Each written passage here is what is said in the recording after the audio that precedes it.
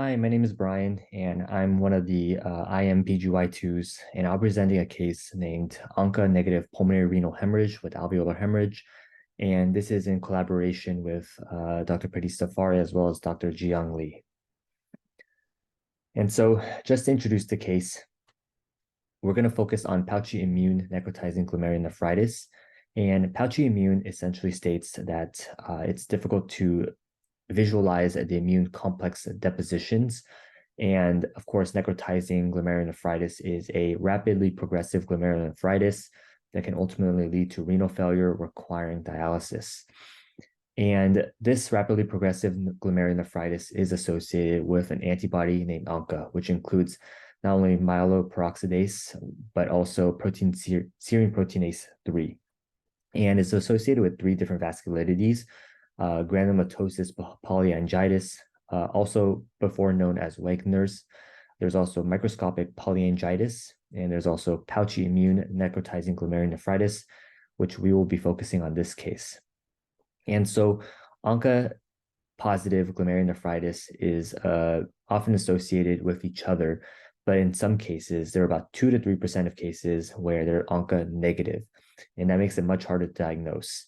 And so without efficient treatment, as well as diagnosing quickly, it can lead to pulmonary renal syndrome, which not only causes renal failure, which can lead to dialysis, but also pulmonary syndrome, in which there are antibodies against the alveoli, causing alveolar hemorrhage and ultimately leading to respiratory failure. And so in this case, there is a patient, she's a 30-year-old female, she has no past medical history, who presented with very nonspecific symptoms such as nausea, vomiting, and weakness that persisted for about 1 week. And of note, patient was seen in the ED about 2 days ago. She came in with a cough that has persisted, and at the time, she had unremarkable labs as well as radiography. She was subsequently discharged with antitussives as well as azithromycin.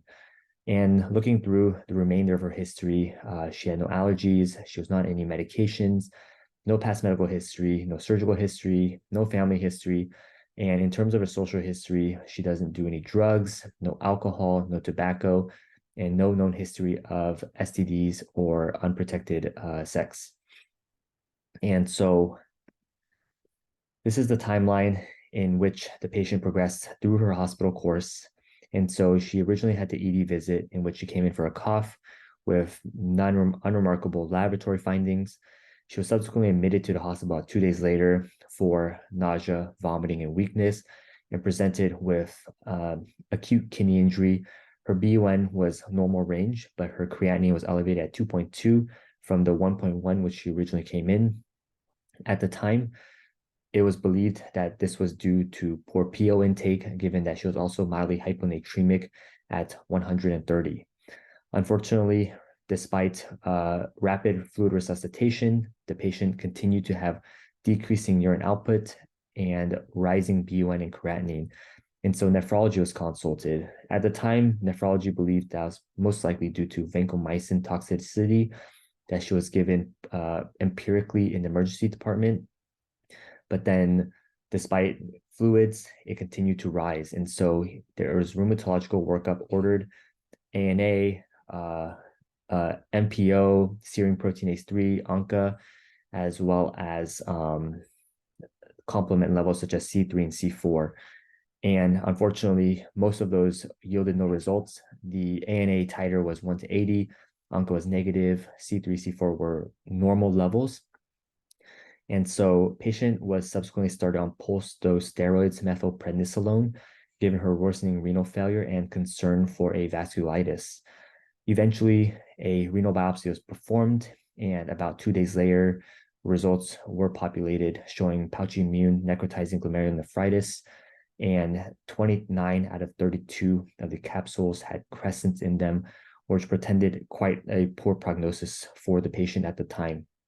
And so rituximab was ordered for the patient, but unfortunately, she developed acute hypoxic respiratory failure with pink frothy sputum, and so she was further diagnosed with alveolar hemorrhage, likely secondary to this vasculitis.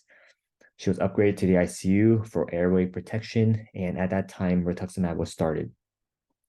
The patient was subsequently intubated, given she had a poor prognosis, and also it was likely that she would continue to decompensate. And at that time, she was also started on CRRT as well as plasmapheresis. The patient continued receiving plasmapheresis, steroids, and she received rituximab once a week, and she was subsequently extubated and downgraded to the telemetry floor. Her B1 creatinine ratio peaked towards the middle of her hospitalization. It went to B1 115 and creatinine at 6.1. The patient was subsequently discharged from the hospital with a B1 creatinine of 54 over 2.6. Her permacath was removed and she was taken off of dialysis for follow-up with the nephrologist. She was discharged with prednisone, which would be tapered when she was outpatient, as well as azathioprine. And so the pathophysiology of PRS or pulmonary renal syndrome involves generally ANCA mediated inflammation of the glomeruli, which can lead to renal failure, crescents, and rapidly progressive glomerulonephritis, and damage to the alveoli, which can cause alveolar hemorrhage and ultimately acute hypoxic respiratory failure requiring intubation. And so ANCA is generally associated with PRS as well as pouchy immune glomerulonephritis, but of course, 2 to 3% of cases, which is very rare, are ANCA negative. And so one of the most important things in this case is tailoring therapy to the patient, as well as determining whether or not the patient should receive empiric treatment or not, given the rapid progression of its disease state. And so medications involve immunosuppressive, steroids, as well as plasmapheresis. In this case, the immunosuppressives could have been cyclophosphamide or rituximab, but in her case, given that she was young, cyclophosphamide would have not been a great option for her, given that it has increased risk of decreasing fertility, especially in young women. And so rituximab, there have been many studies that have shown that rituximab is non-inferior and oftentimes has caused a decrease in likelihood of glomerulonephritis or ANCA-mediated glomerulonephritis occurring again. And so that's why rituximab was chosen for this patient, and it helped her get off of dialysis as well.